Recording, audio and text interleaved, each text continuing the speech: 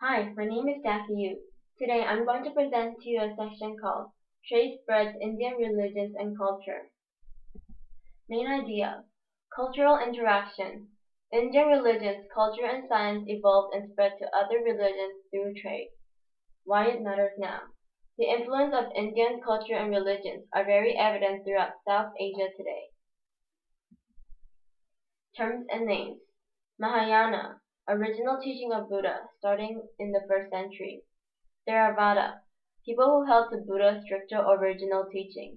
Stupa, mounted stone structures built over holy relics.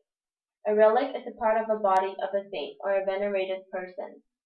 Brahma, creator of the world, one of the Hinduism gods. Vishnu, preserver of the world, another Hinduism god. Shiva, destroyer of the world, another Hinduism god. Kalidasa, one of India's greatest writers. Silk Road. Routes where traders used them to bring silk from China to Western Asia and then on to Rome. Popular form of Buddhism. Buddha said that each person could reach a state of nirvana. Nirvana could be achieved by rejecting sensory world and embracing spiritual discipline. Even though Buddha has forbidden people to worship him, after he died, many interpret his teaching and some began to teach that he was a god. Potential Buddhas, called Bodhisattvas, could choose to give up nirvana and work to save humanity through good works and self-sacrifice. These are the two pictures of Buddha.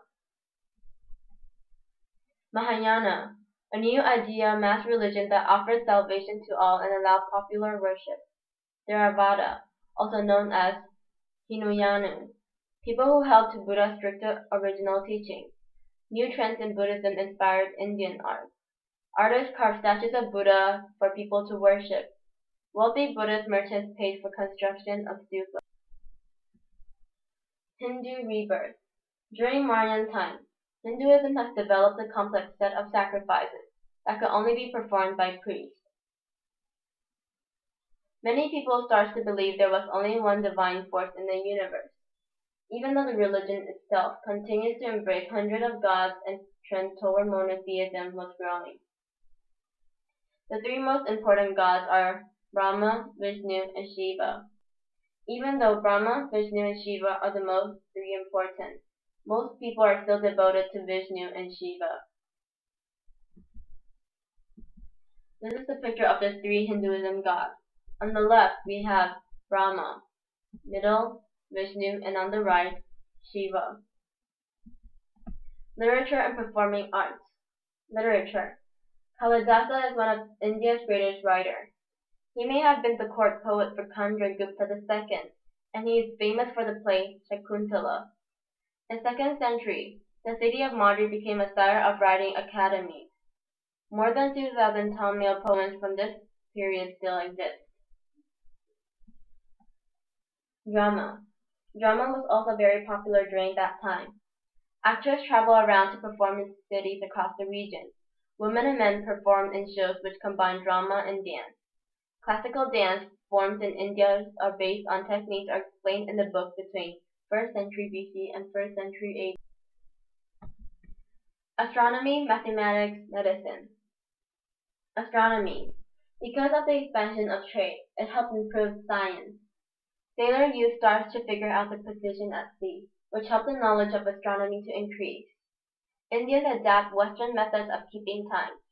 They use calendar based on the cycles of the sun rather than the moon, and they adopted a 7-day week and divided each day into hours. During Gupta Empire, at around AD 320 to about 500, knowledge in astronomy increased further. Indian astronomers concluded that the Earth was round almost 1,000 years before Columbus. They observed it by using lunar eclipse. Mathematics. Indian mathematics was one of the most advanced in the world. Modern numerals, the zero, and decimal system were invented in India. Aryabhata. He calculated the value of pi to 4 decimal places, and he calculated the length of the solar year as 365.3586895 days. Those calculations are close to modern atomic clock. Medicine. Indians prescribed more than 1,000 diseases and 500 medical plants. The Hindu physicians performed surgery, such as plastic surgery, and they also possibly gave injections. Indian trade. India has always been rich in resources. For example, spices, diamonds, sapphires, gold, pearls, and beautiful woods, including ebony, teak, and fragrant sandalwood. Ebony is a kind of a hard black wood, and teak is a hard yellowish-brown wood which could be used to make ships or good quality furniture. All of these items are all valuable for exchange. Trade between India and regions as far as Africa and Sumerian has begun for more than 4,000 years ago. Trade expanded more even after the Mauryan Empire ended around 185 BC. Overland trading. People who invaded India after Mauryan rule and still helped to expand India's trade to other regions. For example, Central Asian nomads told Indians about Silk Road. Then the Indians realized that they can make great profits by acting as middlemen. Middlemen are people who buy things in order to sell it to other people. For example, Indians will buy Chinese goods and sell it to people traveling to Rome. They built trading stations along the Silk Road and were located at the oases. Sea trading.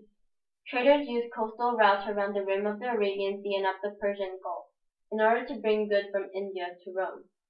Traders from southern India would sail to Southeast Asia to collect spices. Archaeologists found hoards of Roman gold in southern India.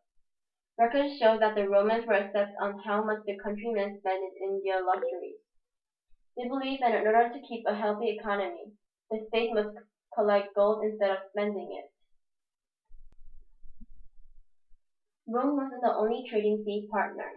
India also traded with Africa, Arabia, China, and islands in the Southeast Asia. Trading between India and China increased after Rome declined the trade in 3rd century AD.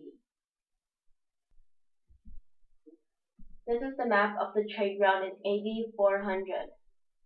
The red lines here are the routes.